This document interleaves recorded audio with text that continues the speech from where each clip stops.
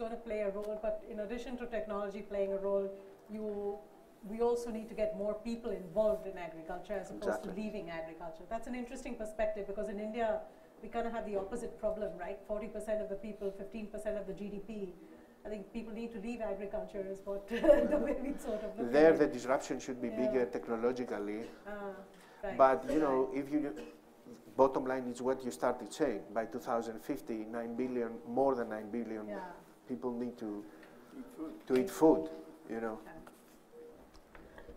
Last but not the least, right? I mean, we've heard enough about climate issues and sort of, you know, that being a significant component here, right? So will you tell us what you do and sort of, you know, your view on the 20-year horizon here? Sure. Just to introduce myself, my name is Ramana Gogula. I run the clean technology innovation aspect of Stanley Black & Decker. Stanley Black & Decker is, as all of you know, is primarily a tools company. We make some of the best tools in the world. It's a $12 billion company. About a year ago, I got approached by them to carve out a clean tech strategy for a large social problem in India. So that was the reason I was hired. And a little bit myself, I'm a social entrepreneur, started 3 companies, failed successfully twice, and moderately successful once. But I've also been a VC for 2 companies. I've funded companies, we've looked at startups. I have a good understanding of the ecosystem of entrepreneurs and the mindset. And so with all this experience, we are now looking at a large social problem to solve. And my advice was, before I took this job, is most people sit in laboratories and work out solutions, or sit before the computers and carve out problem-solving ideas based on Google searches. And I think social innovation should be outside in. It can't be inside out. If you want to do corporate innovation, you have to go out into the field. You have to sit with the farmer. So I made a deal that I'm going to do this job, but we're going to do it outside in. So we took an 8-acre farm close by over here. And this farmer grows, he's got mangoes, coconuts, vegetables primarily in this area. It's semi-arid, Telangana. And the social problem that we identified was basically pumps. India has about 25 million pumps in this country.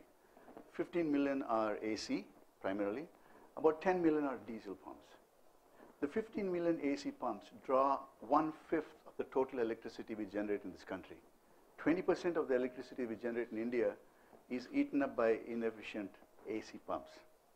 The diesel pumps, the 10 million of them, spit out hundreds of millions of carbon dioxide into the atmosphere, right? And are causing tremendous atmospheric pollution. Stanley Black & Decker is a company that wants to build business around a social purpose. That's our purpose, to make this world a better place. So we decided this is what we're going to look at. So this is the problem on the outside. If you look at our organization, what are our core competencies? We make some of the best motors in the world, right? The drive power tools. We use a lot of lithium-ion batteries. So I said, let's look at these 2 components, technology components, and see how we can retrofit them into the large social problem, which is pumps. Every pump is a motor, right?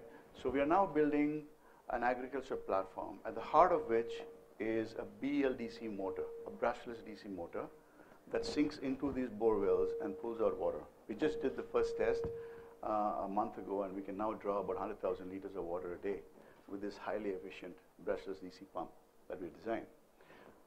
The other aspect of this whole innovation is that just like when cell phones started, right, primarily used for data, your voice, you're talking to somebody else. But around the phone, the innovation, the camera, the social media, the banking systems, the applications, the games, these are all innovations at the periphery.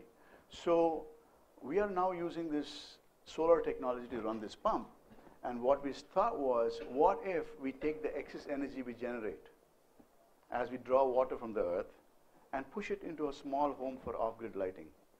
Take some of this excess energy, push it into a cold storage, so the farmers can actually put their vegetables into a cold storage on their farms and wait for the right prices before they go out and start selling them. It's supply chain for agriculture.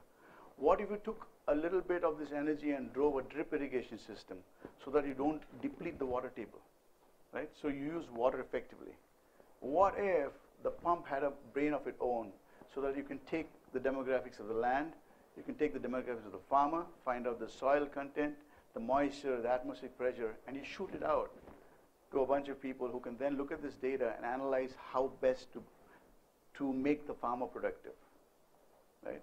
So this is what I see, to answer your larger question. Digital farming, right, and micro irrigation are important aspects to turn farms into factories. I'm very impressed with what I heard, with what the gentleman from Israel was talking about, vertical farming. I think it's definitely an area to go into. And Shiv has, so wisely alluded to the three aspects of, I think, the changes that are going to happen. And I think urban farming is huge.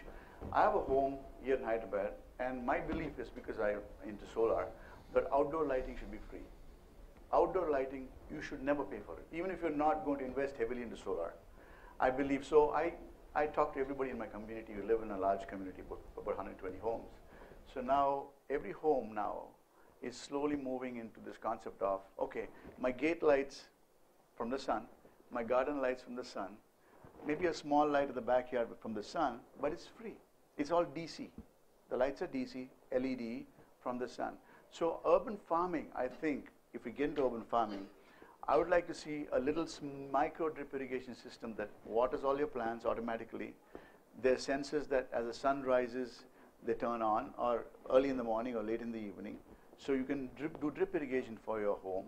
You can use the excess power to light up your outdoor lighting in your house. So I think these are all small innovations that entrepreneurs will begin to work on. And the last aspect before I get off is that as we build this solar platform, we are reaching out to entrepreneurs across the world to work with us so that we can innovate in this platform, right?